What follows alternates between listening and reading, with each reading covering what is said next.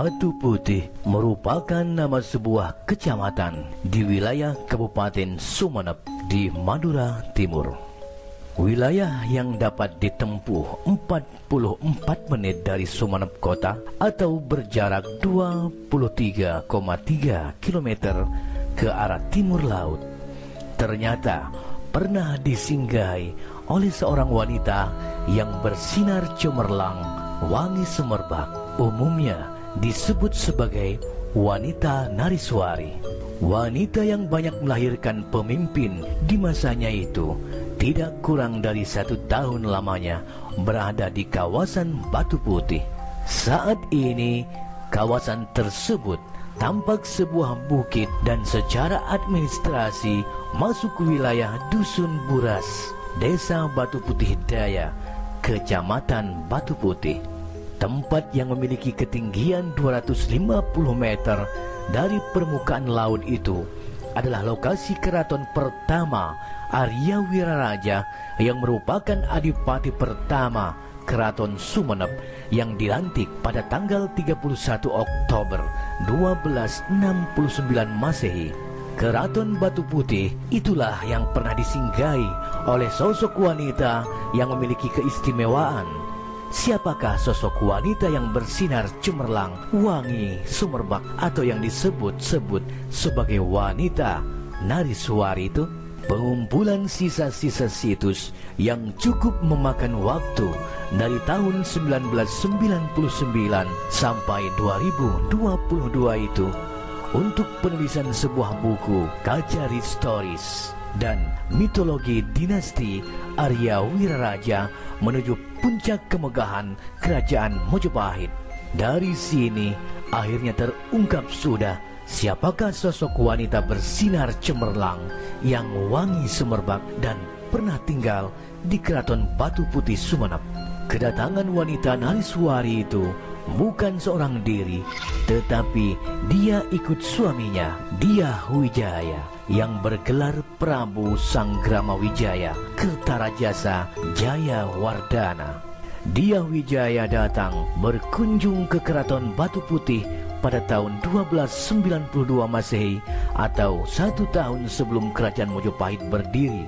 Istri tercinta Dyah Wijaya itu bernama Tribuana Tunggadewi. Dyah Wijaya tidak lama di Kerajaan Batu Putih. Ia pergi bersama 10 pengawalnya untuk mengabdi kepada Jayakatwang yang sedang berkuasa di Daha. Hal itu dilakukan Dyah Wijaya atas saran dan strategi Arya Wiraraja dalam Serat Pararaton yang dikenal dengan Perjanjian Songanep. Tribuana Tunggadewi ditinggal di Batu Putih kisaran 1 tahun, yaitu tahun 1292 hingga 1293 atau sampai Kerajaan Mojopahit berdiri, yaitu di tahun 1293.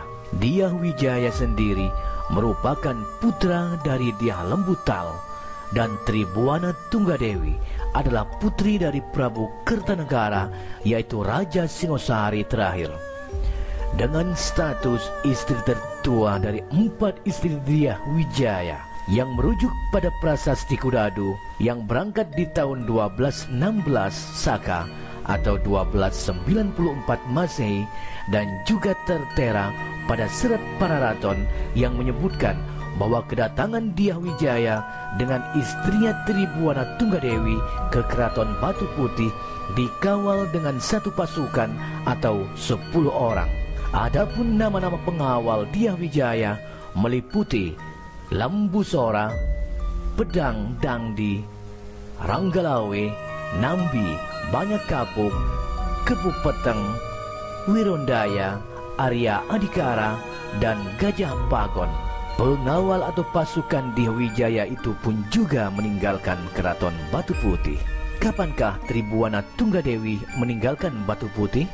Dia baru dijemput oleh Ronggolawe, yaitu putra dari Adipati Arya Wiraraja Sumeneb pada saat Kerajaan Mojopahit berdiri di tahun 1293 Masehi.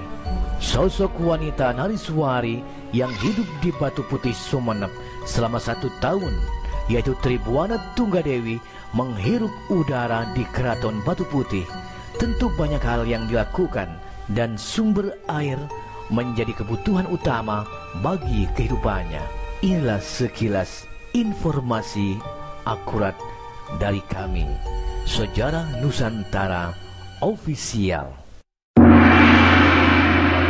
Salam rahayu dari kami, Sejarah Nusantara Official.